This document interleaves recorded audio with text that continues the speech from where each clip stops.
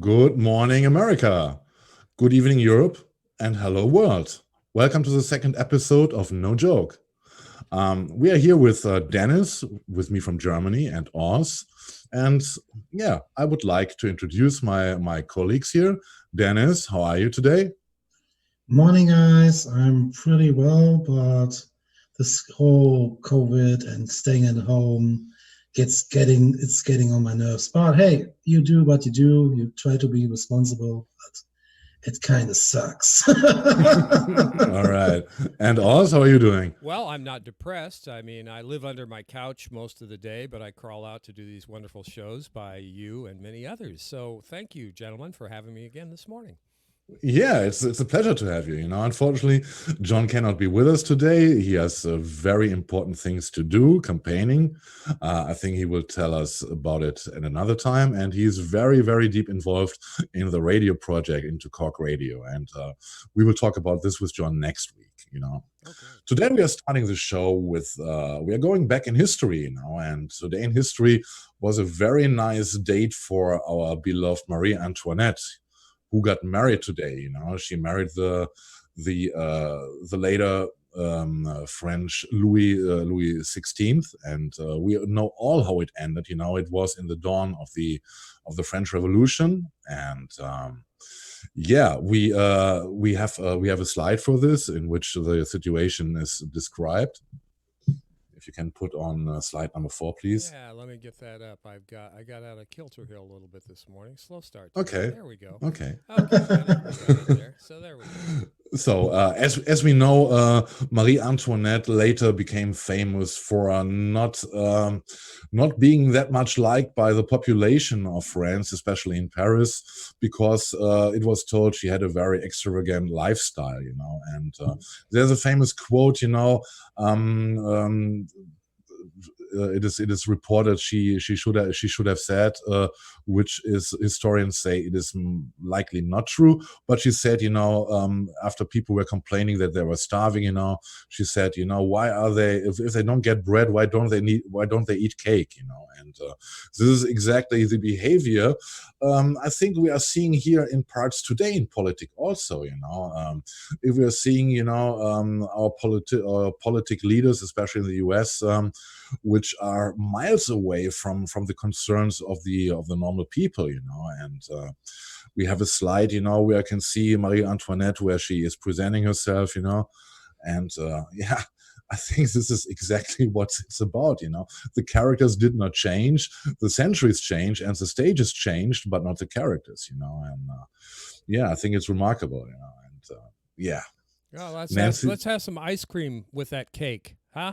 Nancy yes, Pelosi's yes. stepping it up. She's offering ice cream with your "let them eat cake." Yeah, it's crazy. It's a crazy. And you said it earlier in the green room. You said that history repeats itself sometimes. And I think this is a good example for what we are seeing. Especially if you're looking at. I did not find a picture of Louis XVI. But I think I find a similar one, which is also fitting there. Yeah, I think if the crown fits, wear it, right? Yeah, absolutely. As far as history repeating itself, we want to kind of avoid that Rome burning, if at all possible. What do you think? Yes. Right? Yeah. You said it. You said it earlier. You presented the picture of Nero filling, while Rome is burning, Oh, But I wanted to take this one for episode 17. Then we would reaching this part of the history. That's a scary thing to look forward to, Marcus. Shame on you. I know.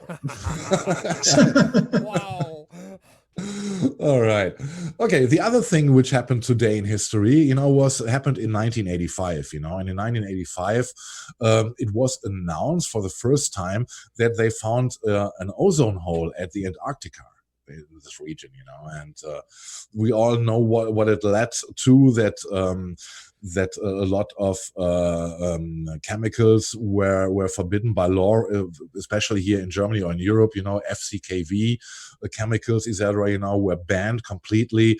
But the problem is that the ozone hole still did not disappear from Antarctica, and in winter times it gets even bigger. It has to do with the temperature and storm vortexes who are appearing in that region, and all the gases which are in the atmosphere. They are eating up the ozone layer there, and so in the winter times, the hole usually gets bigger, and in the other seasons it gets smaller again. But the striking thing was that I checked it, after I saw that it's an anniversary. What is the ozone hole doing today? And I found remarkable news which was published in mid of March, where scientists found out that we also have a much bigger hole in the Arctica. Meanwhile, Holy smokes! Oh no! Yes, and they say we have to. They still do not know how to deal with this hole. They say we cannot see if it is dangerous somehow. We got to have it in our views. We got to see how it develops. But in the end, as we know, the ozone layer is a layer which is important for us to exist on this planet.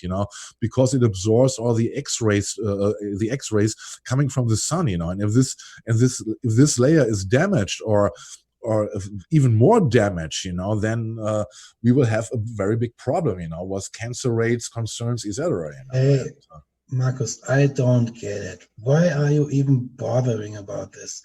You 10 get years, I know. Get a little bit more of a tone on your skin, or I would suggest to fix the whole problem, just nuke it.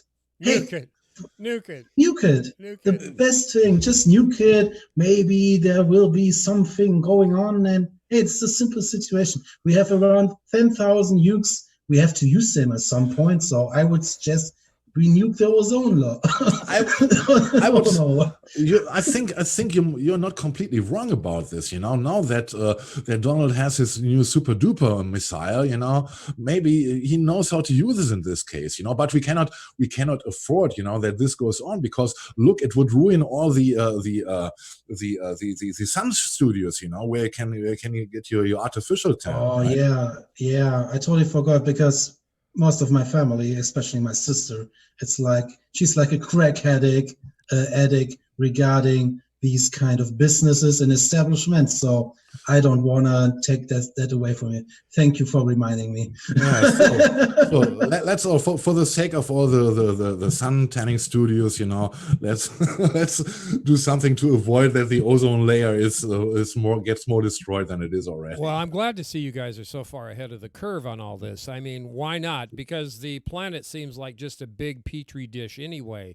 So whether we have nukes coming from the sky, from the ozone layer, up to people-sized microwave ovens, what the hell? I mean, they're throwing Fukushima's dishing out radiation into the ocean at a ever-growing pace. So, yeah, I'm kind of with you, Deniz. Just let it fly and see what happens, right? Yeah, exactly. The most important thing is that the economy is not hurt. That's so right. let it fly. Let the virus fly. Let the climate change fly. Yeah. We can all use a suntan. Hey, it doesn't really concern me, because hey, I have my apartment here, I have water. What the fuck is going with the ozone law? Chill, man, just chill. We're not being shallow at all. As long as I got a socket in the wall, which is coming power out of it, everything is cool. Yeah, got to plug in those accessories. Yeah. God. What the fuck? Oh God!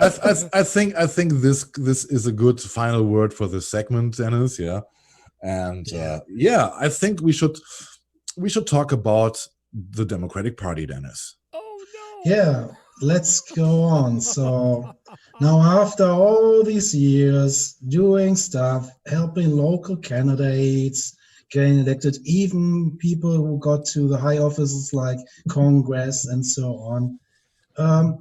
We kind of have to come to the point of realization.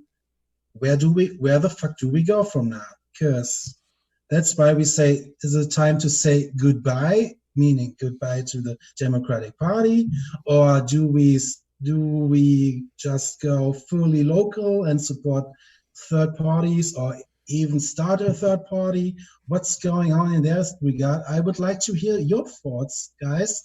I would like to start with ours, because you are living in the US, so you have also a more in-depth perspective, I would say. Investment, yeah, invested perspective, yeah.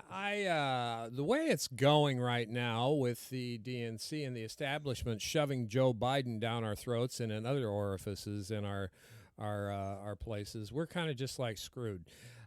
People talk more and more about, oh, got to beat Trump, all the Trump derangement syndrome people, TDS. Well, how did we get Trump in the first place? Once again, I'm going to parrot so many other people on social media, and Jimmy Dore, love him or hate him, he's right. He's been right. Yes. Go ahead.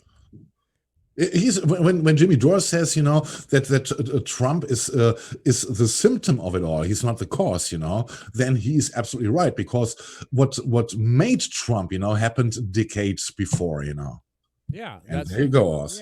Yeah. I mean, it was inevitable that we would end up with a freak like a reality TV star like Donald Trump. It was bad enough back in the 80s with Ronald Reagan, a B-movie actor. Are you kidding me? I mean, and Reagan was more of a tool than Donald Trump was for the establishment, because that's that trickle-down economics theory that turned into pissing on everybody and gaining great strides as far as wealth for the 1%.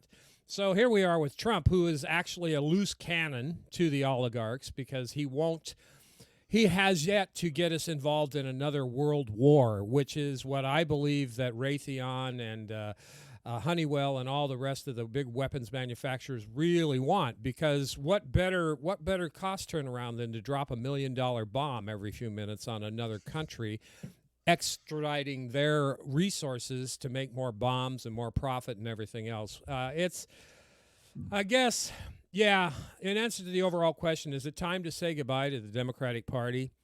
Yeah, I have very strong feelings about this. There is a strategy that we need to employ now as American people. We need to join that third party. We need to join other parties and build coalitions. However, my point is, those who have the stomach do not leave this front of the Democratic Party without being checked.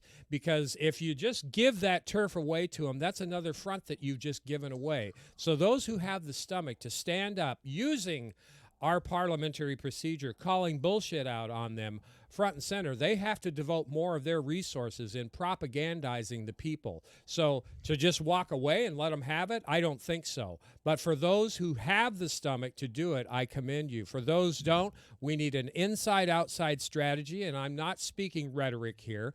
We have a war on all fronts. Our climate is just being destroyed. Our water is being poisoned. Our political system has been co-opted by these banana republic fools out there. And if you think we aren't like Brazil today, take a big look at what happened in Brazil. The power grab took over the government, so now they're running everything. It's a corporate government.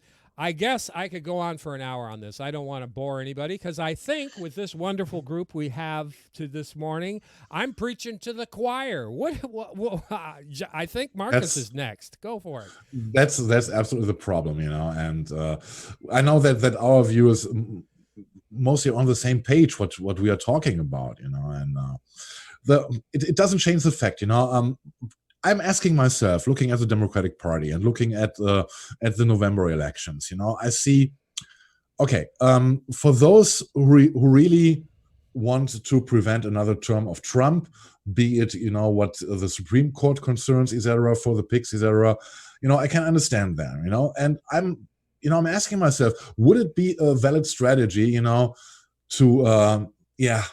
vote the lesser of two evils again in Biden, and then making the consequence to quit on the 4th of November after the vote was cast, after the presidency is decided, and then the next day leave the Democratic Party for good, and start a new thing, a real party, a real people's party, which is often here proclaimed also in chat here, So is it a valid idea? I'm asking you to do it like this. So I have an idea because I'm following this whole thing for 10 years now.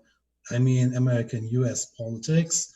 And if you do it like you said, like let's vote for Biden, and then after the election you then exit, you kind of help them because you elected Biden. So you don't have really a leverage to say, yeah, let's go in this or that direction. Because I'm part of a party here in Germany, we do it like, we also have a power structure and so on, but to influence like the people in our parliament, we kind of express it in that way that we for example, the politicians in the parliament want to go this way, but we, the base, want to go the other way. So therefore, we don't vote for them, for their agenda and so on. Therefore, without a vote, without the agreement about the agenda, they are not allowed to go forward without our approval. So therefore, what I also wanted to see really in 2016, I kind of think the 4 years or the last 4 years were a missed opportunity. But what I would like to see, we have DSA in the US. It's kind of growing and growing and growing. You have the Green Party with all their mess and all their thing, but they have also kind of hardcore and dependable following and yeah. And you have all the kind of social movements like Black Lives Matter and so on. What I think what would kind of needs to be happening is like when we have, for example, the convention in July, even when we have for the Democratic Party, but kind of convention where all these kind of big movements and parties and organizations and so on meet up, like all Bedouins in the north of Africa doing it for thousands of years, different tribes and so on, meeting up, come with a platform out or an idea, and then implement it. Because at the moment, people who call themselves on left, guys, I despise this whole thing, left, right, and so on, but people kind of say they're on the left. As long as we vote, we have no leverage because they get what they wanted from us. If we say, okay, go on, you're on your own, you kind of, it's like a slap on the face. As long as they don't have to fear you, nothing will change. So, yeah. I know exactly what you mean, but if you look at what's happening now, a slap on the fingers, if even the perspective of another Trump term does not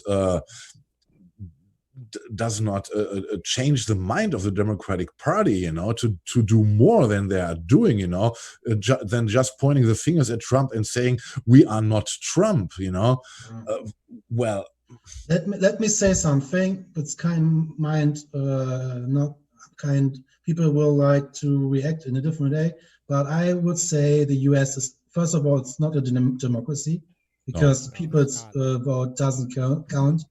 Secondly, I think the US currently is a neo-fascist country because you have the companies who have the whole grip on the government. And people who are currently working, for example, in Congress and so on, don't really listen to the people. Therefore, they for example, we have the same situation in the 30s with the Weimar Republic. You had the same situation, kind of, people wanted to go in this way and the parliamentarians go in that way. And then we had the strongman who took all over. At the moment, we are at the stage that the strong man is the head of the government. But we didn't go, or we are not at the point where we have the final step to, because I fear, I'm really serious right now, I fear that the election in November will not happen because of Corona. Really? Yeah. No, that's, to Dennis's point, Markus, Yes. Well, he says neo-fascist. I know you kind of looked up and you were thinking about that, as am I. But putting I, this into context, it's the best government money can buy, and to me, that is neo-fascism because the Yeah, corporations are buying and have bought our representation. What do you yeah. think about that angle on that perspective, which I I, think is I'm not 100%. I'm not happy with the term neo-fascist. For me, it's an oligarchy and a plutocracy. For being neo-fascist, it demands much more. If you look back at the Third Reich in Germany, I won't say that you are slowly approaching this stage. But currently, I don't see it not that drastic. But you got to be aware, it doesn't change to go completely in this direction. Well, That's right. yeah, but So let me make a let point here with that, Yeah, Marcus. I okay. I, I, I yeah, agree, yeah. yet I disagree. I think I agree and not quite there yet, but we're on the precipice because neo-fascist, that means new fascism, right? New fascism, and we have to define fascism as far as what it is. With all the money, all the resources, the artificial intelligence, the surveillance, and now with the biometric tagging, that to me is fascism incarnate. So they have the Okay, ability okay, to, okay, okay. I'll give yeah. you another example why I'm not happy with the term. Okay. If you look at the German Democratic Republic, Mhm. it was an anti-fascist state, Okay. but the same thing were going on there like in any fascist state, Uh-huh. But I'm disturbed by the term only, not by all the dynamics behind it, Okay. because So there I sorry, agree. There I Yeah, agree. sorry about that, Marcus. Yeah. Marcus, we're good friends, Yeah. are we? We stay we. Because Okay, so Dennis, you froze. I Dennis don't was know. frozen. yeah, Uh-oh. yeah, There I he here's is. again. There froze he for a is. moment. Okay. Yeah. We are good friends, are we? Yes. Okay. Okay. You sound like a centrist Democrat right now to me. Like, oh, don't call it fascism. Don't No, call no, no, it no, this. no. Don't call it that. Oh, No, now no, no, he's no, throwing it no, down. no, Here no. we go. Ready to rumble. So No, Dennis, no, no, Marcus. But I know it was nice having met you, Dennis, but I think now it's a time. you know what I mean with this, because this is also something I really observe here in Germany, around me, in the US, wherever. People don't like to hear what's going on, Yeah, they like to or bury their don't heads. want to call things like there is. For example, do you know? Can say to you why I use the neo-fascist, because I don't know the author, but I read a book 10 years ago where the author said in this book, fascism didn't die in 1945. Fascism lives. But this time it will come around with smiley face and in suits and And not in brown shirts. and so on. Yeah, not in brown shirts. For example, I would see the concentration camps. Let's call them what they are at the southern border. This is kind of a sign where I don't know what you else want to talk or say about this. This is kind of, for me, an evidence that the US is kind of moving in a fascist or in a way to a fascist state, Yeah. because you don't have This- a real because we don't have a real opposition. People are not organized. They are for decades. Organizations like unions, like everything will be destroyed. Okay, Dennis, so, Dennis, and so on and so on. But okay, I gotta interrupt you for a moment, because now you phrased it differently. You said America is moving in the direction, and here I agree. But earlier you said they are, and they are still not. yeah, moving in the fascist way, what we both understand, like lived experience here in Germany, this kind, to that direction they are moving. But this is why I say neo-fascist, because there are certain parts of fascism right now working in the state. Like I said, Exactly. No question. I No got question. to speak to that. Absolutely, Dennis, you are 100% right in my mind, because I will cite you one example. We have active fascist cells right here in the country that are being manipulated, and the number one thing that I see, one of the top ones, is the industrial prison complex. Now, they are using prison labor in a fascist way to do work to make money for the corporate oligarch.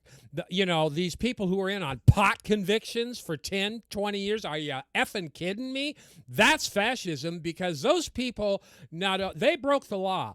But in my opinion, they're still American citizens, and their right to vote should be in place no matter what. Now, people are going to come at me, oh my God, the murderers, they shouldn't have the right to vote. Now, wait a second. You need to think about that for a minute. They're still part of this citizenry. And I have no love or no anything for murderers or anything else. But the overall dynamic is most of these folks in our prison system, our Black Americans too, especially, are getting screwed over just because of the color of their skin, the Latinos, everybody else. So that to me is fascism incarnate. So Deniz, your point is well taken. We have active fascist cells going now. I believe it's going to come under a total umbrella of fascism as we go forward. Yeah, so let's go. Sorry, let's go. Don't further spin the whole thing. Let's spin like this. Okay. Sorry. Because, I could. Yeah. Okay, good. Yeah, I know you because you were like, let's go. No, all right, okay, let's go. So we have now 3 examples on the screen: Pelosi, Clyburn, and Schumer. But now let's talk about what we thought the new generation, the younger generation, who will not turn it all around, but be more resilient about the whole system and go a little bit more against it. But what do you think, for example, for Alexandria and Rashida and so on? Because if you look at the coronavirus situation, the packages, most of them, or I would say all of them, voted for these packages. So what do you think? I would go, especially with you, Markus, because you have AOC on your arm. This is exactly the question I raised in this slide. What about them? Because this is exactly if I look back at Alexandria and the interviews we had with her, and we asked her questions regarding, being dependent on money, etc., or on party members, etc., and she had a clear opinion on how she would deal with things, and I found it impressing. We all found it impressing, and we loved her for doing this, and the more if I would be in the position of Alexandria right now, I would ask myself, what's my purpose anymore? Is there anything I can achieve, or am I getting more and more not misused or taken as a poster girl for the Biden campaign right now? And is it the direction I want to go? And if you look back at how she made the campaign, we interviewed her before she got elected, and if you look how much effort, how much heart and soul she put in her campaign, we know her shoes, with the holes in it, are in a museum right now, and I don't get it. And I think, is it really so easy to be corrupted by Washington DC in such a little time, and I want to know what is in their minds, I know that Alexandria is doing on YouTube, she's doing 1-hour shows, talking about stuff, but I'm missing that she is really coming forward, and explaining her position in how far she describes herself to be a progressive any longer. And if she describes herself to be progressive, what should be her next steps? And I think that her next steps cannot be within the Democratic Party without being completely made fitting, that she would fit in. She would lose all her credibility. She would lose all the voter base, who voted for her in New York, or a good part of it, because she is on the best way to sell out, and I'm disappointed. Also, what do you say? I share your sentiments. I watched those interviews that you guys did with her, and I said, wow, we need to get this lady in there for us. Now, that being said, I don't know what's going on in Washington with a lot of these people. We can only speculate and put our tinfoil hats on. Has the establishment kidnapped children? Are they holding children hostage to make these representatives bend to their will? Because bending the knee to the establishment, to me, is the equivalency of selling out. When you try and explain it away or double talk your positions out on something, or, Alex's last, bending the knee to the establishment right just before Bernie dropped out. She knew he was going to drop out, so she did that. So she's playing their game. And the idea of living to fight another day cuts no ice with me anymore. You can't sacrifice your principles to live to fight another day. It's like the Democrats. They always talk about, well, we got this time, but we're really going to fight for this next time. When in the first place, they just gave away the banks. They gave $5.5 trillion to the donor class and then turned around and gave us crumbs, the working poor of this country. So, Yes. yeah, that being said, going forward, next time, what is next time? Now they've got this heroes bullshit bailout. Now they're more concerned with bailing out lobbyists for 501c6s. I mean, the actual lobbyists who turn around and raise money for their corruptness. I mean, they were even talking about bailing out these loan sharks and everything else before, and they're still missing the point of the people are the ones that are going to lose. 43 million people are destined to lose their health care, their employee ties. I mean, they're not even talking about health care. So, yes, as far as the squad goes, they're bending the knee. They voted for the Nancy Pelosi. They're voting in lockstep with Nancy Pelosi instead of what I believe they should be doing is standing up to Nancy Pelosi across the board. Because Exactly. when you have courageous people standing up, that inspires. That will bring people to back you. You will be invincible from the standpoint of the bully pulpit of the public. But when you bend the knee, like we see with Alex and Rashida and the rest of them here, Ilhan Omar, when you start bending the knee and giving in to the establishment, that shows you as being weak and not committed. I don't care if they only have one term in office. For God's sake, stick to your principles, because I believe in the end that will bring on more Ilhan Omars, Alex's, Rashida Tlaib's. That will inspire more people to fight. Otherwise, what you're doing is you're kicking us all in the gut, and we have no future. So that's my point of view. Deniz? So to say what I would like to say about the whole situation, and I include myself within, in an environment and in a society, this is all about superficial, about image, about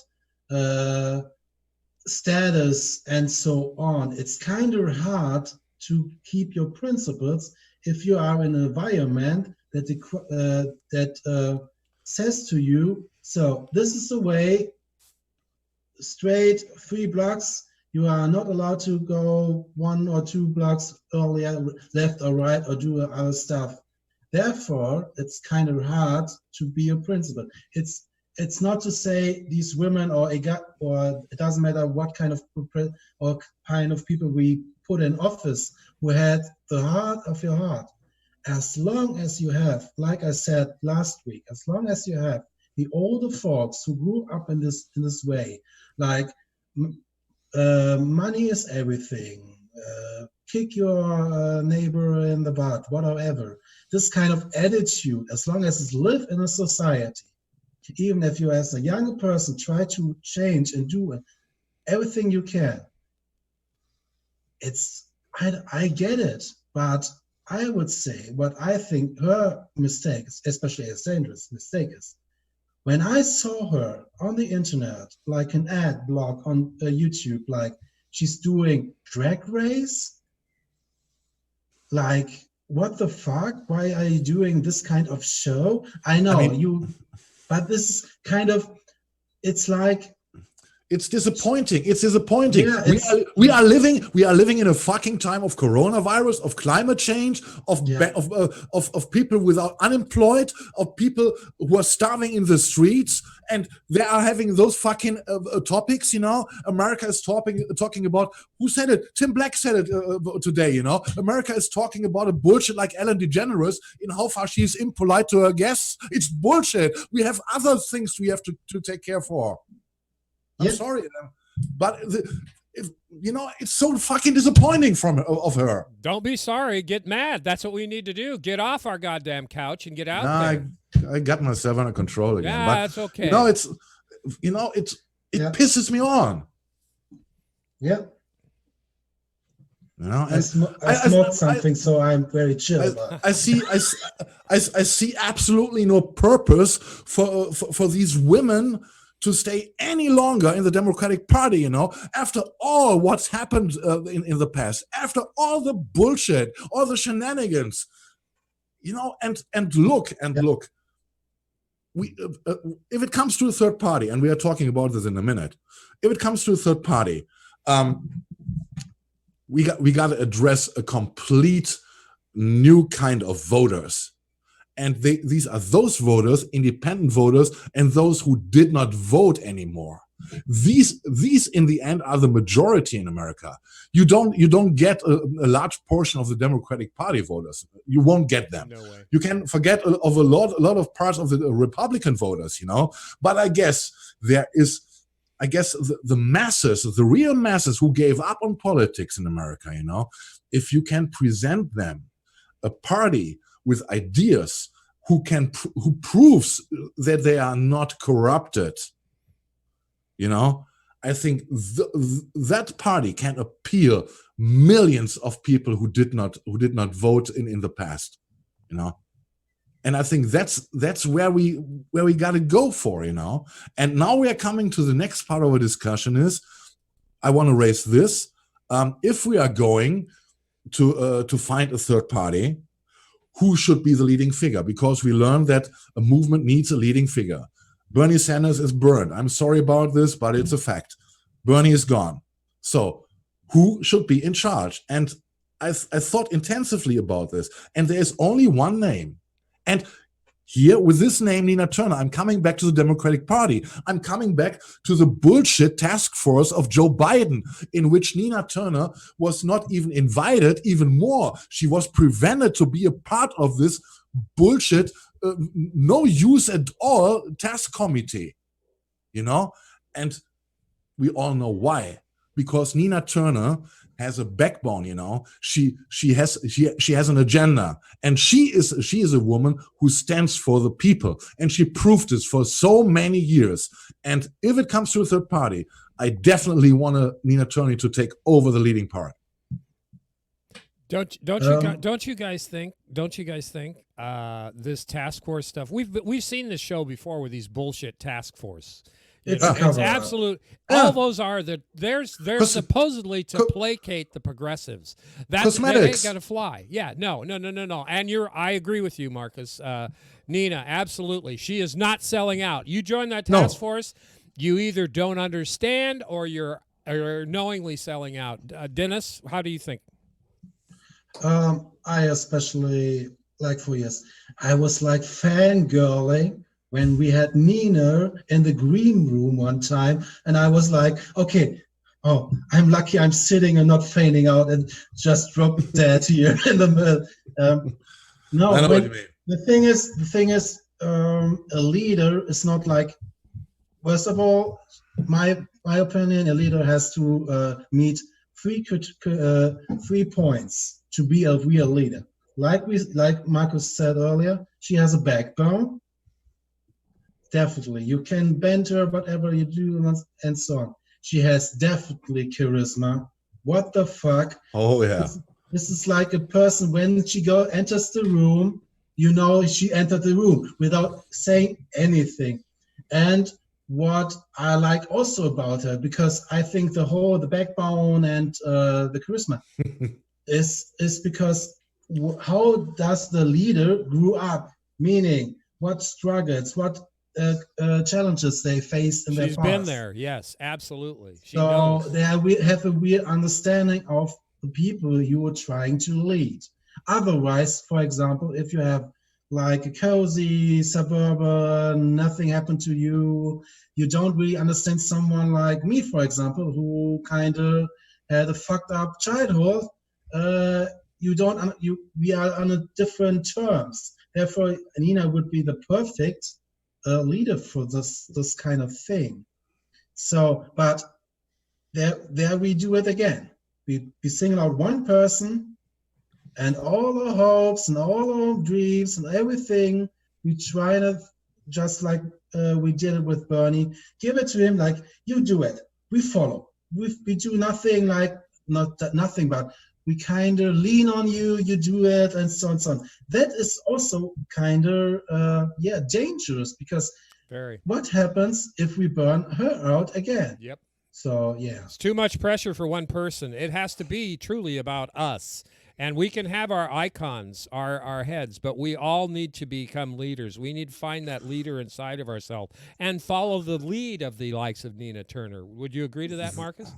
I absolutely agree. It doesn't change what Bernie said a couple of years ago when he said it's not about me, it's about us, it's about you, all of us, and this goes the same with Nina Turner. But we all know that there must be a figure, who is showing the way, who's inspiring, who's inspiring people. And I cannot think of anyone else, who would be better in this job, Certainly, we saw what happened with Chuck Rocha and Jeff Weaver. I mean, they were tools from the get-go. Come on. Jesus Christ. I mean, really? I mean, there were voices in the Sanders campaign who accused Jeff Weaver, to having sold the campaign, on purpose, and yeah. I don't see Nina. I again, we can't hang our hat on one individual, but at this point, Nina's about the only name, the only person I trust going forward. Yes, and isn't this terrible? That if you even think hard about it, that you only come up with one name. Yeah, it's terrible. It's terrible. But she got the face in the campaign. At least she has that visibility. And we know the mainstream media is for shit in this country, and over in the UK for that matter, I believe. They're not going to highlight anybody because of this exact thing happening with Nina Turner. They're not going to give them an inch. Remember how they froze out Bernie for so long? But they had to in the end. But Nina Turner, you only need to check the reportings, the media reportings here in Germany about what's going on in America, what the presidency concerns. Now with Biden in the game, and I'm asking myself about the German media. Why do they send reporters to America? If they're only writing down what the New York Post or the New York Times or the Washington Post is writing. Yeah, it's sad. Can I? It's not a conspiracy or anything, but most of the journalists who work in the big papers and media companies here in Germany, they all went through a program like they say. It's the Atlantic Bridge. It's a club where powerful people from Germany and the US meet. They offer training programs and educational thing. Merkel is part of it, and everything. People who have power. Therefore, I do not wonder why the reporting is like it is, because most of these journalists are also part of those clubs, and therefore they are even in their I don't know what's the English word for where you write down the rules and so on. So if you want to be part of those clubs, you are bylaws? They say you can't go against or can't say anything negative about American politics and so on. Therefore, we get also this kind of crappy reporting. Yeah, and it's not only the question, what is reported about, or maybe wrongly reported. The question is also what is not reported about, what's just swept under the carpet. Yeah. Yeah, those oaths that you have to take to belong to a club, those pledges that you have to make are bullshit when it comes to Yeah, being the fourth estate or the check and balance on the governments. You can't take an oath. You know, you have to be free. I mean, really free to speak truth to power. And when they bend the knee to those clubs like the DNC or the RNC, any of them, they've basically eliminated themselves from anything in the dialogue other than pushing propaganda for those bullshit organizations and yes, corporations. yeah, yeah, Yeah. Let's move on, guys. We had a yes. discussion about this. Okay, Now let's we are. go to the next segment. Yeah, we are coming to the mask question, you know. And you already saw our intro card, you know, where you can see that someone is offering Trump a mask. And if you look at Trump's face expression, he is not that happy with it, you know. And I read reports, you know, that he would not like to wear a mask because it would hurt his masculinity. Oh my God.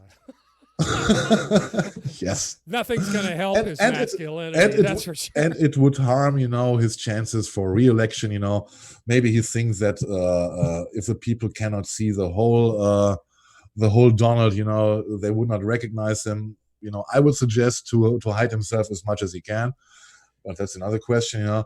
And yeah, and we see a little collage. You know, the New Yorker had a nice one. And you see that America is still, you know, still number one in the world, you know, number one in testing, you know. It's great, you know. It has nothing to do with the placenta testing, of course. You know, of course not. And well, regarding the masculinity problem Trump has with wearing a mask, you know, there was an incident lately which happened on Twitter, you know, and if you guys hear, you know, the sound of breaking glass and a certain sound coming on, you know, it's Stone Cold Steve Austin's time, you know. And Stone Cold Steve Austin, you know, he got hit on Twitter, you know, and he was wearing a mask, you know, accordingly, you know, what should be done in these days, you know. And there's a guy, you know, who is mocking him, you know, about his reputation, you know, because Stone Cold is Stone Cold, you know, and that he's wearing a mask, you know, and he should strip off the communism, you know. And I think Stone Cold replied with only with a one-liner, you know, which hit it directly, which hit the nail, you know. Shut up, dude. And enough said, you know. And I think it's a great answer. And I think in this connection, if you see that Trump is avoiding to wear a face mask because it would hurt his masculinity, and you see Stone Cold Steve Austin, you know, with a mask on and also with a comment, you know, like a boss, you know. And if you see the next slide, you know, this is what I get from it, you know. Stone Cold clearly won, and in this thingy, you know, and Trump, yeah, I would love to see him in November like this. On the ground, yeah. On the ground. Yes, but you know what? With Joe Biden in the ring, I don't think we're going to see Donald Trump laying on the mat anytime soon. But hey, Trump doesn't have to do anything to get elected. The Democrats are doing his work. So therefore, hey, if I would be Trump, I would be sitting in my chair in the Oval Office, scratching my balls and like, yeah, do the things. You could do so many good advertisement promos for Trump, you know, only taking the footage from Biden from his basement, you know, from his strange live streams, you know. They could do so many great advertisements, I guess. Oh my God, no kidding. And the funny thing is, you know, that even a guy, I don't know if Stone Cold is such a redneck as a role he plays. I don't know him personally, you know, but I think, you know, it's he showed balls, you know. He said what's important, you know, and he stands that he in these times has to wear a mask and no other discussion. Period. Great Stone Cold. Period. Yeah.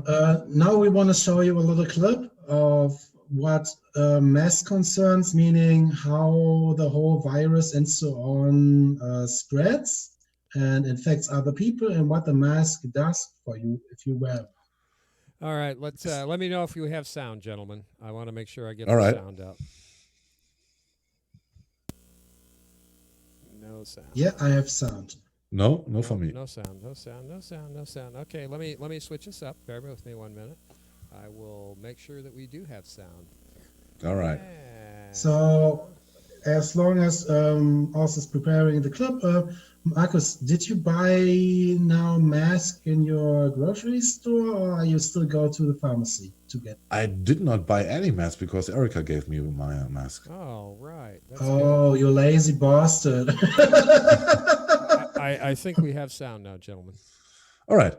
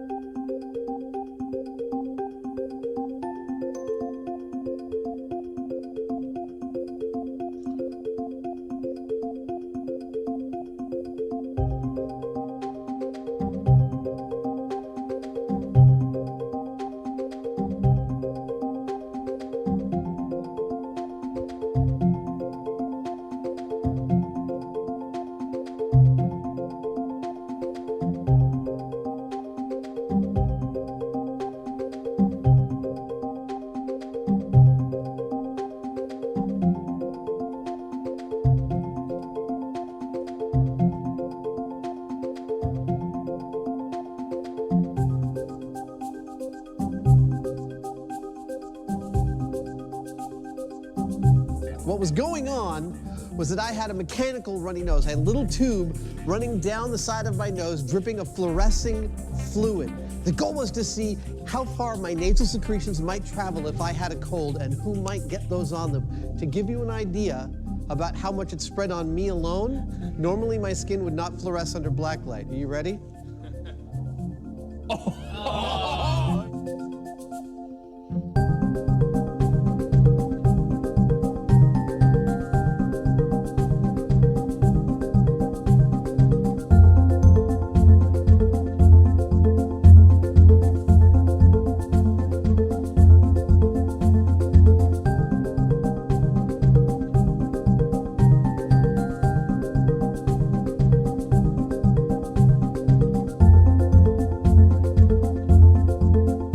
Over the weekend, we saw signs of the challenges that may lie ahead.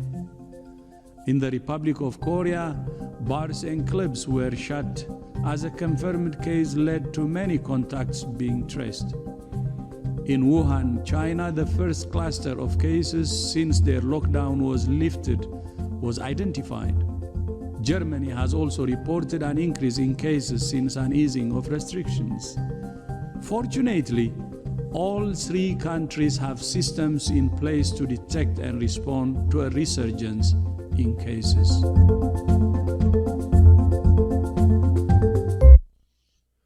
There you go. Yeah. Yeah. You can watch the video again. There is the description below the video, because there was a little advertisement in the video at first, and you can read it all. What was written below. Yeah, you can see how dangerous the spread of the virus still is, and we know that that worldwide the restrictions are eased, because the pressure of the economy is too heavy on the governments, but you should not think that the virus is less harmful now, or that it's under control. It is not, and please stay safe and look out what you're doing. I have a quick question for you, gentlemen. Do you guys get the equivalent of a stimulus package over there personally in Germany? We don't have a personal. It is not like in the US that each one of us gets $1,200 or so, but we have a different social care system, and there are, for those people who were sent out of work or have to work only less hours, they are getting support, of course, by the government, by And you have a Medicare for all system. Of course, which yeah, is huge. Which Yeah. that's going to kill us all over here. We're going to be dead after that. yes, so, yes. okay. But you Not, have, sorry when I say this is so cynical, but this is exactly the point. You don't have Medicare or medication is not free for you. And if you lose your job, you're fucked. yeah, fucked. That's And- it. That's and, it. How it works here in Germany, if I'm an unemployed at the moment. I get 70% of my last paycheck before I got unemployed, fully paid for a year. So therefore, I'm eased. I have my rent pay. I have enough money to pay my rent and my utilities. I have to go a little bit lower with what my Sure. budgets, like bigger expenses for chocolates and so on, but hey, I can manage about this. And also, if you're poor or don't have a job and so on, you're also covered. It doesn't matter if you're poor, rich, or whatever. You're covered with healthcare. Yeah. And if you are, for example, co-payments for medicines are set at a certain point, it can go over a certain point. And if you're poor or don't have a job, you get it for free. Oh, gee, Yeah, and your government's and actually working for you over there instead of against you. Yes, Better, it's better. Okay, great, great. I'm glad it's happening somewhere. much more than the government in the US is doing it for their own people. But it is similar in my case. I'm not working currently. I'm not unemployed. I'm just not working. But I also have my Medicare. And I have to pay 197 per month. And this covers everything. Everything which could happen to me. And that's all. So it would not be even 2,400 a year. To get the complete coverage. Will you adopt me, guys? Can you adopt me and my family so I can come over there and take advantage of it? Sorry, John already asked me, but Deniz, I guess. But also, we have kind of stimulus package for the economy. Yes, we have it, but not like Markus said, like down payment every month. Yeah. Other countries like the Netherlands and Denmark and so on, they are more progressive in that way. So they really get hard cash out to every person because it's the easiest way, because you have the social security number or whatever. Everyone's doing his taxes every year and so on. So you have the accounts of those people. The Federal Reserve, for the American example, can just go in, type in the computer the number for every citizen, and that's it. That's how money is generated today. It's not like in old times, like you have to get them mine the gold and the silver and press it in the coin and so on. Today, money as it is has no value. It's just a virtual number that the Federal Reserve or a central bank here in Germany just puts in the computer, and it's there. Therefore, I don't know where the whole hesitation is to help people to do this. But okay, we don't want to go in this. This is another matter in the future. Future discussion. Yeah, exactly. Please, future discussion. Definitely. Yeah. Okay. Let's move away from Medicare, medication, and let's get one step further, to the state where you don't need any medication anymore, when you need a pallbearer, And this is it's a good news segment, really, and it is. I think it is nice to see how different countries, in this case in Africa, people are celebrating their funerals, or how the approach is, And some of you guys might know these guys already. They are the dancing pallbearers from Ghana, who got famous in 2017 when a BBC report came out who introduced those guys for the first time, and they are doing. They are not doing the funerals, where people are mourning the beloved they passed away. They are making a happening out of it, but it's it's a happening, you know, which gives warmth to the people, you know, and they don't feel that the passed away are treated disrespected by this. In contrary, you know, because some people say our past one led a very joyful life, and he was always smiling and funny, and he wanted to have an uplifting funeral, right? And so the founder of this came to this idea when he was working for Paul Bearer, you know, and he said it is also so depressing to see the people mourning, you know, and some are hurting themselves, you know, because they're suffering in pain that someone left, you know. And he said, okay, we want to have a different approach, you know. And I think he has a great quote, you know, in the interview with the Guardian, you know, where he says, you got it in slide 25, please, if you can show it, Oz. I think I like his perspective, you know, when he says most people love the display because they want to be happy. When people's parents die, for example, you know what your mom and dad did for you. Why should you cry? When you know the life that he or she spent before dying, I think it's a great thing for you to celebrate. And I think, you know, it's a complete different approach to death in general, you know, than we share here in our Western countries, right? And I like his thought about it, you know. And if you think about what he says, you know, you come to the conclusion that in the end he is right, you know. And yeah, I like it. And we got also a little clip about them, you know, and how they got more and more famous, and they got a meme meanwhile, you know. And yeah, I like the spirit, you know, about them. And maybe we can show this now.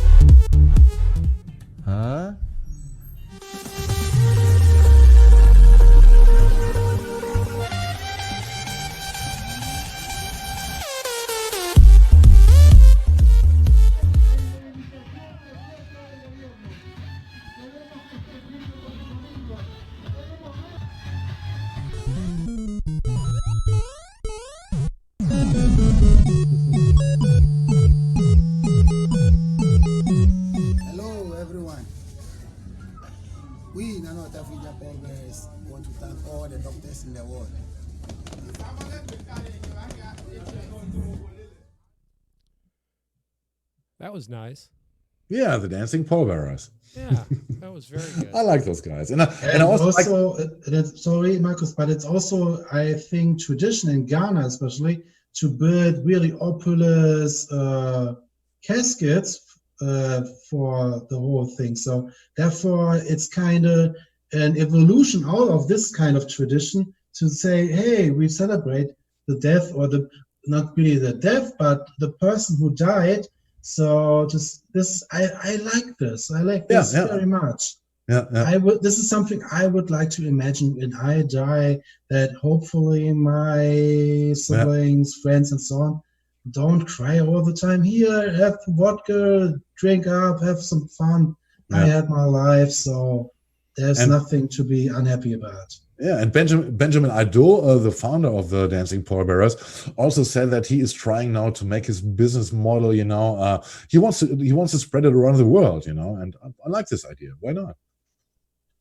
Oh, a cultural thing emerges and goes back to I could imagine that here in Germany or Europe or the US, there are some people, you know, who don't want, you know, to have a normal funeral, but to have a happy one, you know. And why not? Why not getting dancing pallbearers from somewhere, you know? Anyway, so this is our show for today, nearly our show. We have an outro song we're coming in a few seconds. Thank you very much, Deniz, for being here, Oz, and we will see us next week. And as I said, we will have John with us. We will talk about Cork Radio and how far it it went, you know, how our plans are, and what we're expecting from this. And do you have anything you want to say about upcoming events? Yeah, I sure do. We've got another one of those wonderful town halls coming out of Washington State, our revolution. I believe it's the Incorruptibles training tonight. So we're going to go through training candidates how not to be corrupted by this filthy establishment that's been making all of our progressives bend the knee one way or another. We also, tomorrow, we have Shanda Masta, the accidental activist, at noon for a brunch show, kind of a second whack at her premiere. We hope you can all join. That would be 12 o'clock Pacific time. I don't believe Larry Taylor's got a show tomorrow. I haven't heard from him this week, but if that changes, we'll let you know. And then tomorrow night, we're going to have a general meeting of the Our Revolution, followed up Monday with our regular one, the Daily Dive. I know Markus and Deniz dive in with us once in a while. Monday through Friday, the Daily Dive. I'm going to keep those going as long as I can. We need to support independent media, particularly these shows, especially live from Germany with Markus and Deniz, and all the other great showrunners we have in the pipe. We expect to grow exponentially as the bullshit mainstream propaganda networks are exposed. This is going to be the place. So thanks again for having me, guys. We really appreciate it. Thanks again for coming to us, and yeah, we're going out with Mano Chao and Rainy in Paradise. Yay. I hope that you guys have a super duper weekend. You too. That you stay safe, and that we'll see us again next week on Saturday. Yeah. Bye-bye. Bye. Bye.